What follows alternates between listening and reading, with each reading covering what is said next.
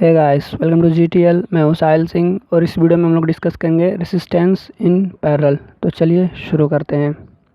S I told you, there are basically two types of combination of resistance.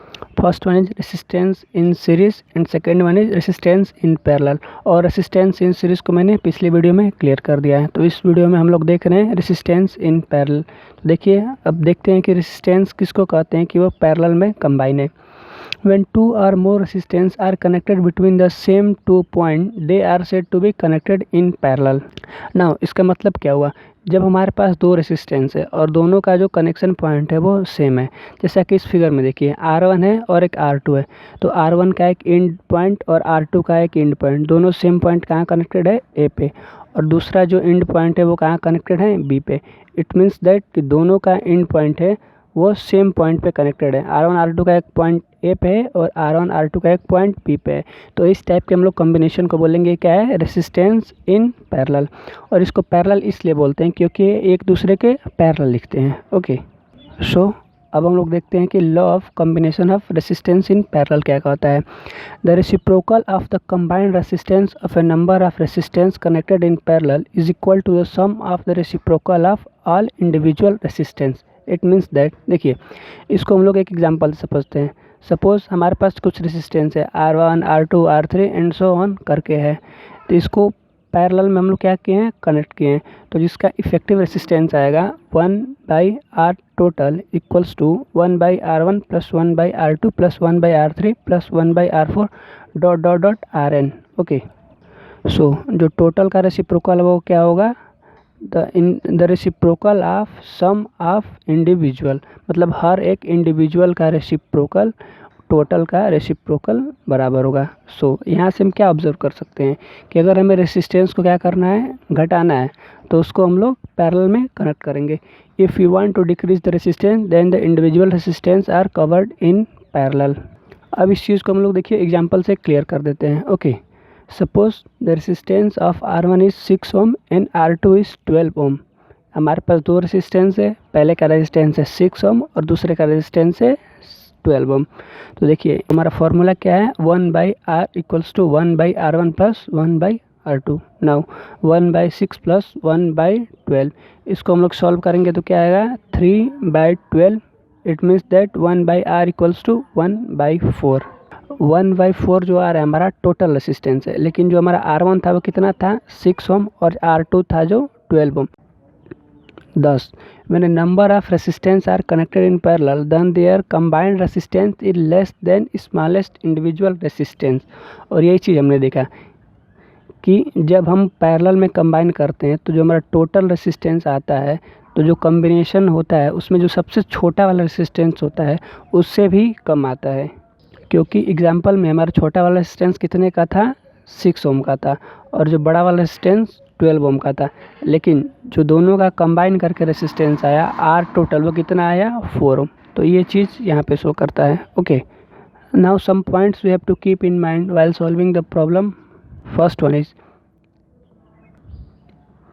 when a number of resistance are connected in parallel. First, potential difference across each resistance is same, which is equal to the voltage of the battery applied। Means हर एक end पे जो potential difference होगा वो same होगा जितना हम लोग बैटरी से अप्लाइड किए रहेंगे। सपोज अब लोग 200 वोल्ट का बैटरी से पोटेंशियल डिफरेंस अप्लाई करते हैं, तो जो पोटेंशियल डिफरेंस R1 हो या फिर R2 हो या फिर R3 हो, किसी में भी हर एक एंड पे उसका पोटेंशियल डिफरेंस 200 ही रहेगा। लेकिन सीरीज़ में क्या था? उल्टा था। ओके, वहाँ पे potential difference across and differ कर रहा था, लेकिन वहाँ पे करंट सेम था। Next, second point, when a number of resistance are connected in parallel different amount of current flow through different resistance। मतलब कि जो करंट फ्लो करेगा वो हर एक रेसिस्टेंस पे क्या होगा? डिफरेंट होगा। लेकिन वहाँ पे मीन्स सीरीज़ में रेसिस्टेंस तो हमारा सेम था। तो एक दूसरे के देखें तो ये क्या है? एक दूसरे के इन्वर्स है। Different amount of current flow through different resistance which depend on resistance but taken together is equal to the current flowing in the circuit. और यहाँ पे जो करंट फ्लो करेगा उसका सम होगा जो करंट बैटरी से फ्लो कर रहा है या फिर एक्चुअल सर्किट में फ्लो कर रहा है। ओके, अब हम देखे थे कि जो हमने फॉर्मूला डिराइव किया था 1/r net equals to 1/r1 plus 1/r2 plus 1/r3 dot dot dot, उसका प्रूफ। उसके पहले हम लोग इस फिगर को समझते हैं। देखिए यहाँ पे V वोल्ट के बैटरी से हमने क्या किया है, वोल्टेज अप्लाई किया है जिसमें करंट फ्लो कर रहा है I, और हमारे पास दो रेसिस्टेंस है R1 और R2, और हमें पता है कि जब हम लोग पैरेलल में कंबाइन करेंगे तो करंट होगा वह हर एक पॉइंट पे डिफरेंट होगा।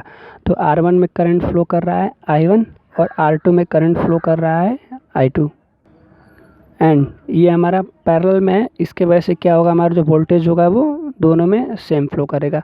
और जो कम्बिनेशन है R1 और R2 का, उसको हम लोग मान के चलते हैं कि वो क्या है, R है। सो टोटल करंट हमारा क्या हो जाएगा, I equals to I1 plus I2, and applying Ohm's law जो होता है हमारा V इक्वल्स टू RI। अगर इसको हम लोग दूसरे फॉर्म में लिखे I के टर्म में तो क्या लिखेंगे, I इक्वल्स टू V/R। ये हमारा सेकेंड इक्वेशन हो गया। Okay, since potential difference across both resistance is same, so I1 जो होगा हमारा वो V/R1 के बराबर होगा, एंड I2 जो होगा हमारा V/R2 के बराबर होगा, जिसको हम लोग 3 और 4 कंसिडर करके चलते हैं।